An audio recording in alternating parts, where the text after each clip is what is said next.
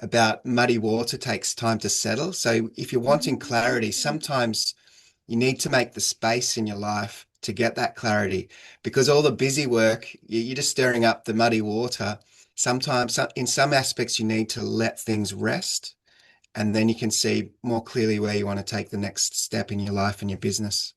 Hi, welcome to Creating Connections. Thank you so much for joining me on another episode. Today I have Wes here. He's from Australia, which I think is super cool. I've been watching a lot of animal documentaries, so I've learned a lot about what Australia brings to our animal ecosystem, and they're such cool animals. But the people are super awesome too. So I'm going to give Wes just a moment to introduce himself and say hello. We have so much to talk about. Wes, take it away. Yeah, thanks so much. It's great to connect with you. And you're right, we do have lots of critters down here that are prepared to kill you, spiders and crocodiles. We were in far north Queensland maybe a year or two ago, and there was a crocodile on the side of the highway. So that's that's a scary proposition, I suppose. But yeah, as you've mentioned, I'm from Australia. I run a digital agency here, and we do websites and search engine optimization, all that fun stuff for construction businesses, industrial brands, those sorts of businesses is our niche, and we specialize in those. So it's been a wild journey. It is a wild journey right now, obviously with tech changing and so on. But I really was keen to jump on your show because the name Connections Queen, I love it. I love the idea of creating meaningful human connections these days in this crazy world we're living in right now. Yeah, thank you so much for coming on, Wes, because even as you talk about like marketing and SEO and being in the construction business, for me, there are ways that we can feel disconnected from that, especially like as a Mm, mom and a woman who's like construction just seems so masculine. I'm like, I'll stand here and watch, but I won't get involved.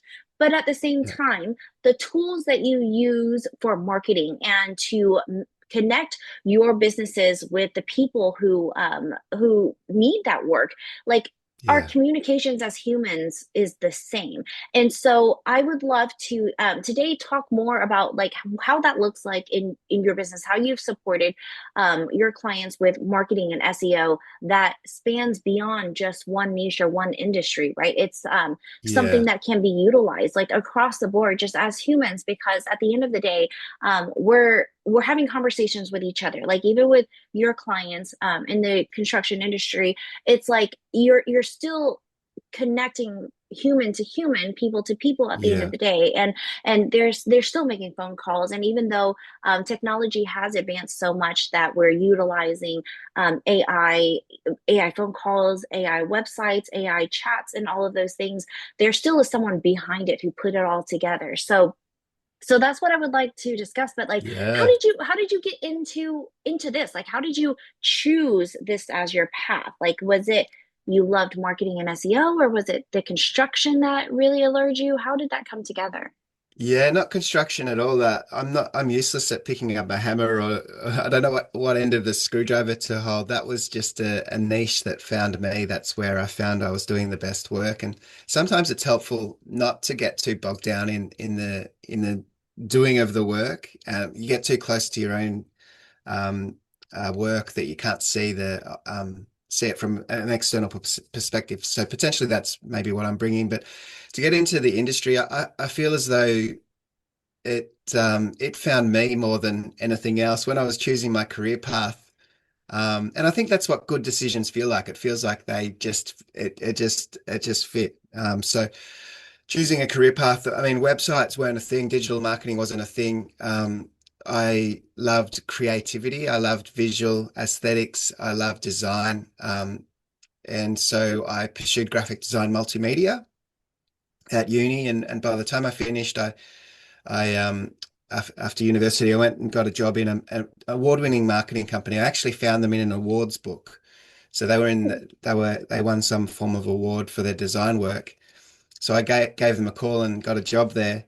But they'd never designed a website at all. So there was no digital element to this marketing company, and that's where it was back in those days, the year 2000.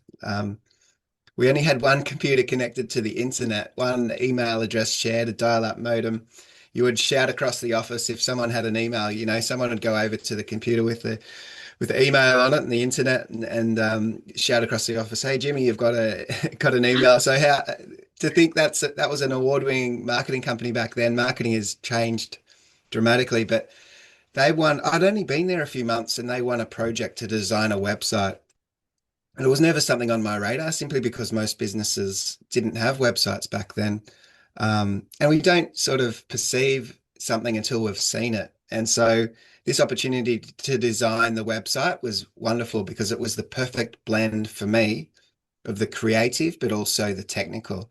That's kind of how I'm wired. So it felt as though website design found me in that first job. And so by the time I started my own business, it was the natural path that I took. But finding the niche didn't happen right away. I was just a generalist agency, built out a little team and so on. But um, found all our better looking clients were similar people in construction, industrial brands, those sorts of things. We had other clients as well, and still do, legacy clients. But the better ones, for the most part, were all kind of the same. And I think that's it's because they're practical, pragmatic, hands-on, down-to-earth people, and they like to relate in that way. And for whatever reason, I relate really well to those types of people as well. So that's how it kind of came together. So it felt like website design found me. I wasn't searching for it, but I found it and loved it. And it felt like construction-related businesses found me in terms of who I serve. So yeah, that's how it kind of came together.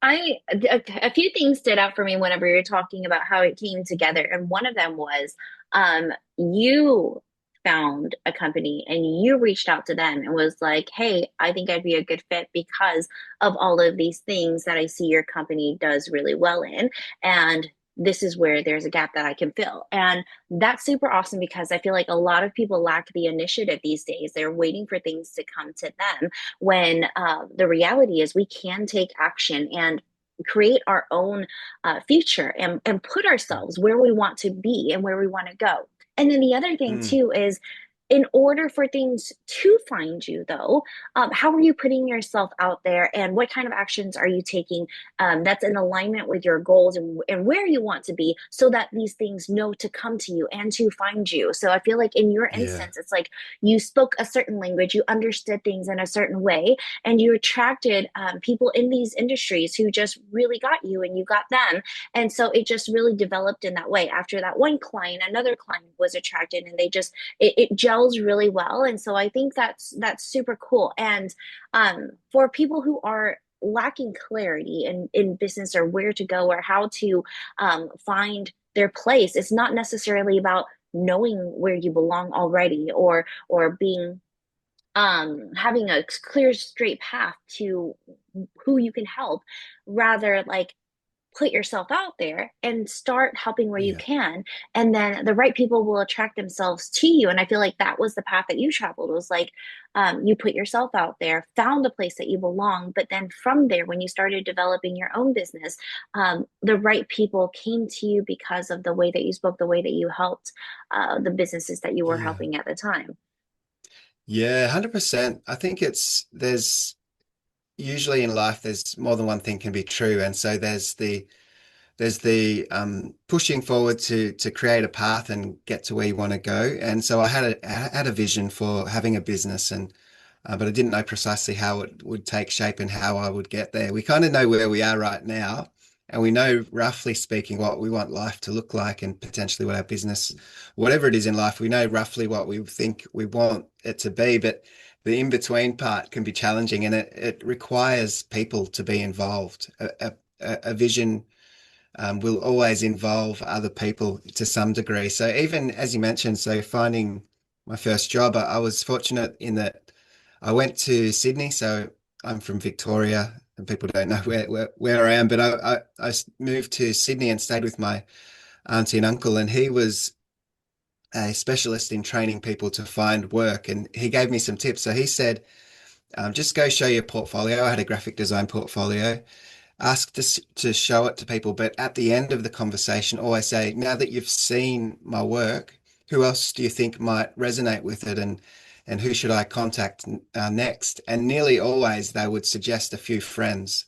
in the industry that they felt I might be a good connection for. So all of a sudden, that's a referral. So when you call them, you say, hey, I just spoke to Joe, and Joe suggested I call you. He thought we might have a good connection and you might like to see my work. So I took that sort of strategy into business as well and realized it's the connections. That's why I love your show and the title Connections Queen. It really is about connections, and I think that's what has really shaped who I am. Some of those foundational things in business, in getting a job, but also starting a business and getting the right people around me and getting the next client, and on it goes. I think that's having those good questions and the good ways of propelling yourself forward. But also, I mentioned there can be two things that are true. The other aspect of that is sometimes I might be too driven and too wide and too pushing. And so there's a concept in Taoism which I really love about muddy water takes time to settle. So if you're wanting clarity, sometimes you need to make the space in your life to get that clarity, because all the busy work, you're just stirring up the muddy water. Sometimes, in some aspects, you need to let things rest, and then you can see more clearly where you want to take the next step in your life and your business. Oh my gosh, so cool. I didn't see it going there. And I know the quotes and the things that you like to say, which is always such a great reminder. I feel like we learn certain things about life or about how to fit into your career and to do certain things, and then you forget that there is another option. We don't have to choose just one, and it's not that just one thing is true. It can be more than one thing, and not just two things, right? It's not this one thing Yeah. and the opposite of it is true. We can have multiple things that are true, and that it's so funny. I never get tired of that reminder because I tend to get stuck in like, oh, this is a situation.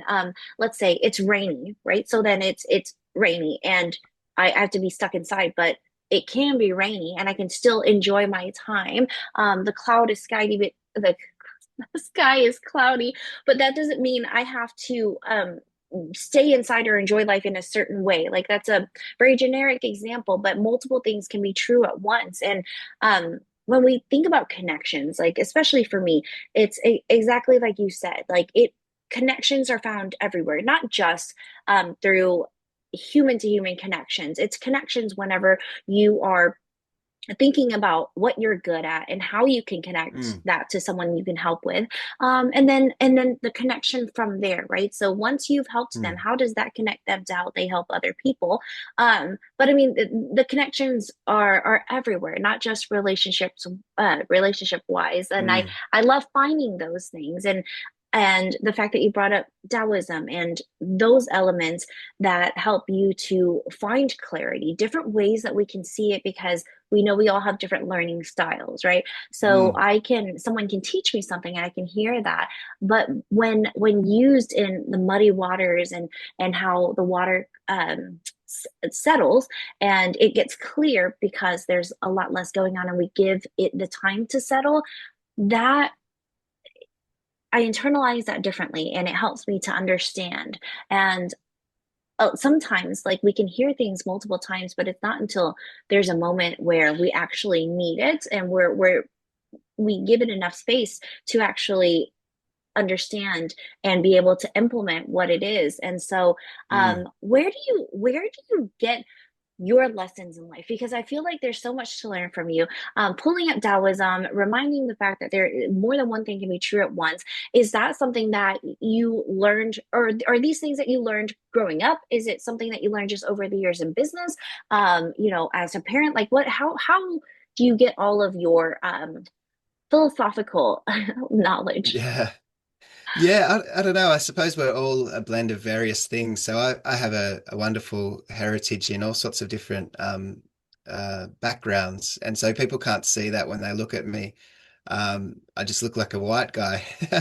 But I've got some Aboriginal heritage, so Australian Aboriginal. I have some Chinese heritage, and I think that Chinese element is what drew me to Taoism. I mean, growing up, I remember my uncle doing Tai Chi all the time in the mornings. And so I thought he was the cool uncle, he was quite Yeah. younger than my mum. And so I would see him doing his Tai Chi and so on. And understood some of the Chinese concepts from that. But yeah, the Aboriginal heritage I only found out more recently. But that's a cool element that I'm sort of understanding and growing in. So, and even yeah, everyone's got unique backgrounds. Also, mum was an artist, so that's a different way of thinking as well. So just grew up with, canvases and paintings happening all around, and knew that I suppose what most people do in their lives is get a job and work that and then retire and so on. But mum's life was different, and I had different backgrounds and influences. So I really appreciate taking in different elements and thoughts and ideas. And even like growing up, we grew up in a quite a religious background, but I'm not that anymore. But that's sort of shapes me a little bit as well to think about how people view the world and what reality is and what creativity is and how do we navigate the world in which we live. So yeah, quite I suppose anyone you ask, if you dig deep enough, they've got an interesting background. It's just about figuring out what that is. Yeah. Yeah. And again, that just brings up like identifying the little elements or something within either a business or a person that you can connect through, right? It's exactly like you said, looking at you wouldn't know that you have all of these different cultures formed within you, and going Mm, into any conversation making an assumption about this or that, whether it's their culture or their nationality, doesn't serve any of us. And that's why asking the right questions really will serve us well, not just when we're having conversations, but also asking the right questions when it is building a business, and finding that clarity. So, how do you know the questions to ask to be able to create visibility in a business? Is that something that's a structured process in your agency, or is that something that yeah. that evolves as you get to know the business that you're working with? Yeah, so there's a real art to it, I suppose, and we're in such a technical related business, obviously building technical things, websites and so on. But to understand the human element, it's a real art to that. But I suppose there's an aspect that I use that's from shadow work, another way in which we can view the world. So if those that don't know, the shadow work is a psychological way of understanding the world. So to the dark and the light, similar to Taoism in some ways, but to understand the darkness and the shadow helps us understand what the light is because there's the contrast. It's something I learned doing some. I was seeing a psychologist for a while there, having a terrible time in life, and found this wonderful lady who helped me through in that time. But to understand the shadow, the darkness in a person will show the light. But also in a business, I realized when I'm having conversations with founder-led businesses, if I can get them to speak, to have freedom to speak about the negative things in their industry, the darkness, even the negative things potentially in their business, but also their competitors, that's an easier conversation oftentimes because once that flow starts happening, that they can express those negative things so much more easily than the positive things. But once we understand that, we can flip it around and look at it from the inverse opposite side and say, well, these are all your frustrations and what you really don't like in your industry. What are the opposite things in there? That's what makes you unique. It gives us clarity on what sets them apart, what their true values are. And because if you go to a business person and say, what's your unique selling proposition or the what makes you set apart in this world, you usually get fairly surface level bland things. But if we look at it from the other side, there's so much things that they might not like the way in which the industry always shows up late, for example, or they leave a mess on site when they're finished working, or all of these little things that they'll speak about. We can flip that around from a marketing perspective and come at it from because you always want to speak in a positive manner. You don't want to come at it from the negative, but the negative exposes the light so much more quickly and easily. Wow, that's okay. So, I mean, I've been fascinated with marketing and have been in just the marketing world for many years, and that's a really beautiful way to look at it. Not to focus on the negative, but to bring that out so that we can shed a light on it. And I find really fascinating too when we talk about negative things. There's so much nuance to it versus when Yeah. we just talk about the positive things. And you're absolutely right when we just say, what's your differentiator? How do you do things differently? What's your value add? Like it is so surface level. And I never thought about it that way. Approaching it from the negative, I mean, everyone has different views of how things are being run negatively, whether it's in the coaching space, in the writing industry, like wherever it is, people have their own little things that they have noticed that's Yeah. different than what they can add. And Mm. sometimes too, it's so much easier for us to identify the things that we want to change in ourselves or in wherever it is, where we work or what we're seeing in the industry, the things that we want to change. It's easier to identify things that we pick at versus what am I good at, right? And Mm. it just flows so well to say, oh my gosh, I wish I could change this. I'm seeing so many people struggle with this.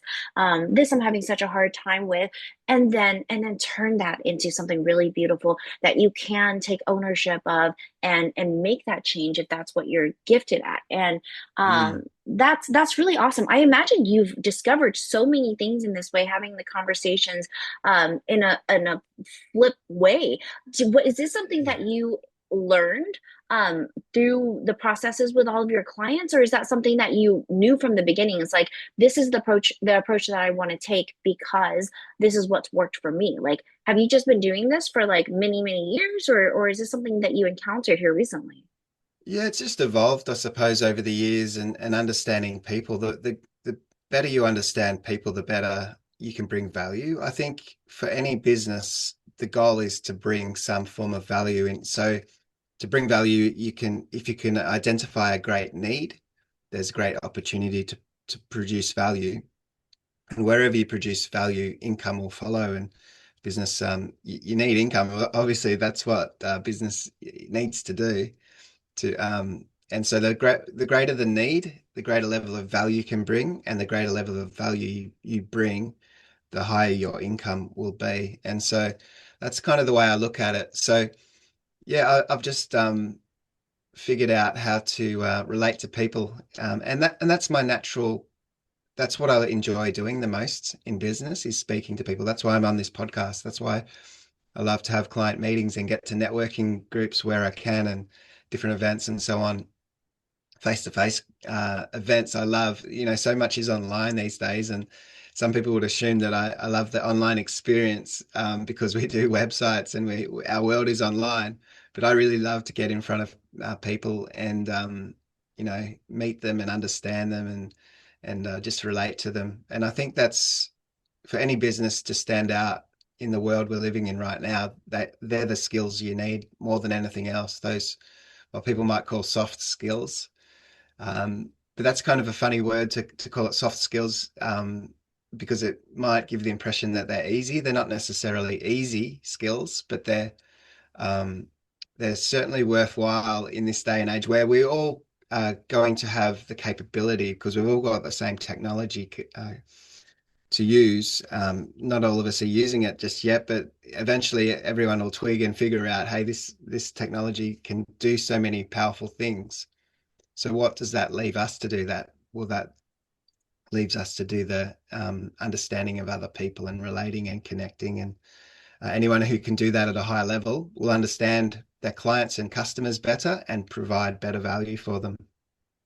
Yeah, the time to do all of that though is I feel like you've really gotten to a place in your business where you get to choose how you spend your time, which is every business owner, entrepreneur's dream, but it takes time to get there and you have to be really intentional about it. Otherwise, you're going to be Yeah. working full time in your business or even much more than full time in your business, which is not why you started the business in the first place. So, Mm. Wes, what would you say is something that you implemented to help you to step out of your business and be able to have more conversations during events and provide visibility for your business? Because I would say so many business owners are struggling with that, is trying to find a place to step out of their business to be able to have the business operating on its own, even when they're out and doing things to grow and scale the business. Whether that's what you want to do or not, you still want the freedom to step away whenever you want to. So how would you say that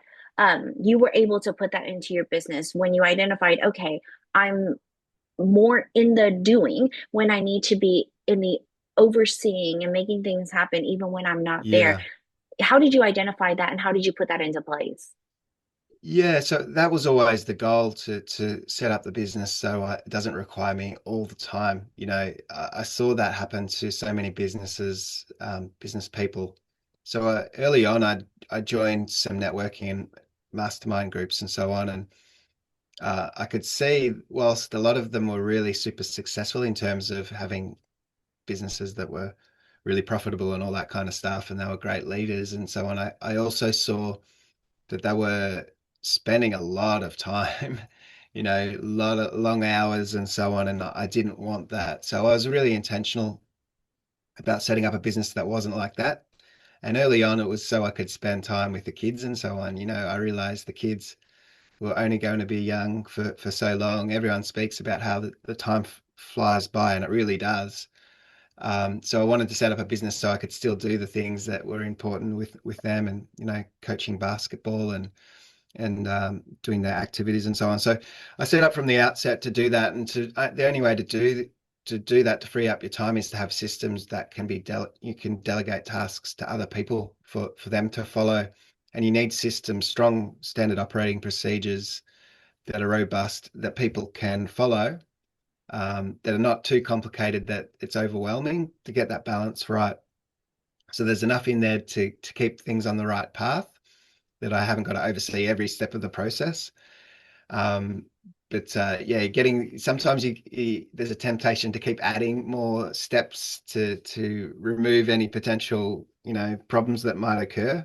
But then in the end, you come up with you have a big beast of a standard operating procedure that is really difficult to follow. So getting that balance right, it's always a refinement, to tweak things and adjust. We've obviously, with AI, things have changed a lot in our industry, and most businesses will. And so our standard operating procedures were overhauled quite dramatically in more recent times. So build systems, processes, so that other people can follow what you want to do, is really an important thing in any business. So you can have the processes and the systems, but you need people to implement. And I know a lot of people are terrified of finding the right support, whether it's because you have to go through so many people, or when you finally put the trust in someone, they're going to let you down, or they're going to go do their Mm. own thing or find somebody else. How have you taken the steps to find the right people and be able to build your team out so that you can trust it enough to step away? For me, it's just the trust alone is like there is a Mm. process that works really well. So you need to trust that you have the ability to do this and grow your team and your business in the way that you want to, but also putting the trust in the people once you bring them on enough to identify when they're just not a good fit and let them go. So trusting that entire Mm. process. But for you, what did that look like? How did you let go of taking ownership of everything and then slowly releasing that to other people on your team and being able Yeah. to support them, whether it's the right or the wrong thing for them when you identify that? Yeah, there's a few little things that I do to ensure I get the best outcomes with all of that, but you can never get it precisely right all of the time. But one of the goals is to hire people that are smarter than me in their field of expertise. So what that means is you're getting great work done because they're smarter than you at that one thing. Um, so there's less temptation to micromanage as well, which is can be a detrimental thing for most leaders of any business, is to, because you're so great at what you do and you've built the business and you know how it should be done and so on. There's a temptation to still micromanage everybody, and that's not ideal for anybody. But if you hire someone, if sorry, if you hire someone that's better than you in that one area of expertise, then you'll just let them do their work. And obviously, you need to oversee it and make sure it's on the path you want to take. But yeah, that's one thing. The other thing to think about is the very best people that you hire are likely to leave at some point because the very best people are progressive and they're pushing boundaries and they're trying to grow and they want better outcomes for their career and so on. And sometimes that means leaving you and going to do something else or even starting their own business. And you've got to be okay with that. Um, you know, the people who would just want a basic job and just to stay doing the same work for year in, year out. Well, there's a need for that sometimes too, the data entry type work, the basic things that you can just do recurringly. They might stay around forever, but it's kind of a lower end task. The higher end people, they'll just have the propensity to want more in life and always be pushing for more and to be okay with that. And when you've got the right systems, you can find someone else to fulfill that role when you need to. So I once used to worry about, you'd train someone up and their career path would grow, and then you'd always worry they would leave. But I've changed in my view of that. I think that's the natural thing for them to grow in such a way that they get to a point where they can see other opportunities and take them. That's just a part of their life, I suppose, in that season of life. Well, that's yes, I think that's a potentially painful reminder, but it really is just a part of the process. When you have good people, you're going to expect that they're going to want to improve. So hopefully while you have them, they're improving your business and they're doing everything they can during their journey with you. But once that's hit capacity, and generally it will, um, they're going to move on and being okay with that and being supportive with that, but knowing that you laid the groundwork with them so that the next person you bring in will only help to support what they left off, and you're not starting over. You're never starting over. It's using everything that you learned with that person or maybe that team to develop the next person or the next team to get to the next stage that you want to go to. Yeah. I just it is a big leap to be able to let go of things that you know you've done so well, and then expecting or managing someone else to be able to show that same level of care for your business that you've cared for so many years. It's a different feeling. But to me, I kind of compare it to like you're never going to be able to be with your children their entire lives, every single place they go to help them to make the right decision. You can only lay the right foundation in how you treat them, the way that you guide them when they are with you to be able to make the right choices when they're gone. So for me, it's kind of like when they are with you and they're looking beyond and outside of the current business, like where they go, are they leaving a foundation behind and something that we can build upon, Mm, or is it you know not that way? And it's how you care for your people while they're with you that makes all the difference. mm, Because if they're an awesome person, they're likely going to know more awesome people who they might be able to send your way to help support you in your business, just like how you were saying the conversations that you had whenever you are looking for a new career or a new place to land. At the end of the conversation, you can ask them, as your mentor mentioned to you, you know, who do you know? How can is there anyone that you can introduce me to who would need my services or my expertise? And so like that brings it all full circle, and it's a really great way to remind ourselves that all of these things start with intention, but all just because something is hard or something is negative doesn't mean that there isn't another aspect that we can look at, because more than one thing can exist at once. And just yeah. there bringing all of the different elements that we've learned in life to be able to incorporate that into business and then intertwine all of these lessons. So Wes, these days, when you're helping your clients, is it something that you still really love and really excites you? And if not, how do you bring the excitement back and remind yourself like this is what you're meant to do and this is what you enjoy? Or is this something that you're looking into a new journey for and finding something different to explore? Yeah, it's always been an industry and career path that it's evolved really quickly. It's I've always said if I stopped doing what I'm doing and came back 6 months or a year later, it would be hard to pick up where I left off because, technology and so on changes so fast. But the last few years have been accelerated even more than it was before. So, that's exciting and terrifying sometimes, but I'm getting the excitement out of it, and so. I really do feel as though the business will evolve, and it already has started to do so in terms of the value in which we bring to the marketplace. Historically, it's been the technical aspect of, having great developers and programmers and to be able to do that technical piece that others just can't do themselves. But with the software and so on, and whilst it's still a little bit clunky at the moment, it's obvious to me that eventually it's going to be so easy that anyone can build anything that they want to from a technical standpoint. So that's no longer the value that we're bringing to the market. In the long term, it's going to be more about how in an abundance of choices, it can be difficult to make the best choice because there's a range of good choices.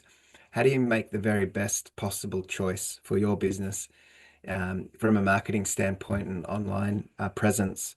So that guidance, that consultative, coaching kind of scenario, I think is where the business will evolve into more and more, as the technical piece becomes easier. I think because everyone's got that same suite of tools and technology, what's going to make you set apart and distinct and different? So for our business, certainly the consultative approach will be really important to help people through that and navigate what's going on in the world, and how they apply that to their business.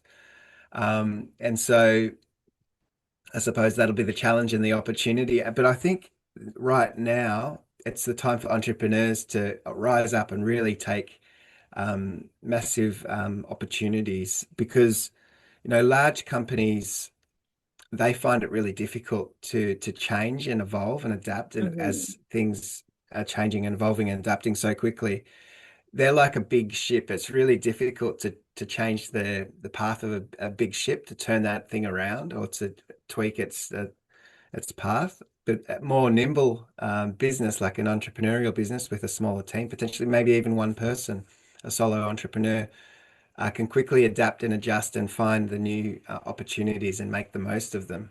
So I think really, in this season and where we're headed, I think the solo entrepreneur is going to do incredibly well if they have the perception and capability, to perceive where their industry is headed and what the opportunities might look like and what they can bring to the marketplace that maybe a big company just can't do because they can't pivot quickly enough to make the most of those opportunities. So I think it's exciting for anyone starting out a new endeavor, for sure. But for us, we just need to adapt and continue to do that, for the benefit of our clients. Yeah, there's exactly. We're going to continue to evolve. Technology is going to make a lot of things simpler, but there are so many things that humans bring to the table with the experience that we have that is so extensive, and all of the nuances in the experience that you have. Because just because you're in SEO and marketing websites does not mean that you don't have extensive experience in life that you can then integrate to the knowledge that you share to your clients that AI just simply cannot do. AI doesn't have that kind of nuance, but that's what makes you stand apart, which is where every individual can identify where they stand and how they can bring those special elements of what their knowledge is to whether it's their business or somebody else's business that they might be supporting. And so thank you so much for sharing that. Now, if someone wants to know more about your work and how you can support them, because, like I said, I love the elements of how you bring like philosophy and just all of these nuances of life into how you help to develop the presence of someone online. If someone wants to work with you or learn more about your work, is it simply go to your website, or are there other ways that you would like for them to connect with you? Yeah, the website is probably the easiest starting point, uplift360.com.au, and people can book a strategy call with me there. There's no obligation or anything like that. We'll have a conversation. Maybe it's around some of the things we've spoken on this show. So, and it's an Australian website, obviously with the AU.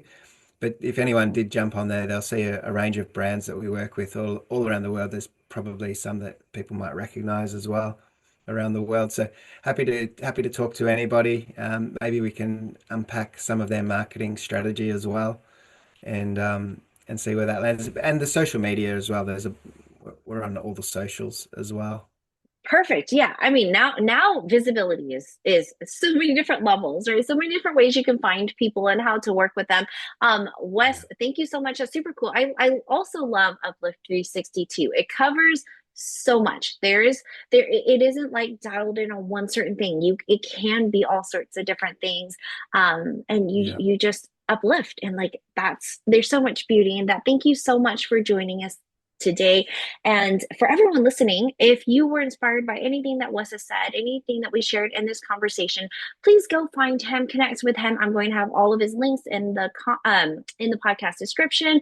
And if there's anything that you would like to add, any questions that you have, please find us on social media. Drop those comments. Let us know what you thought. We would love to do more of this. Thank you so much again for joining, Wes. I look forward to connecting with you more online and seeing what you're up to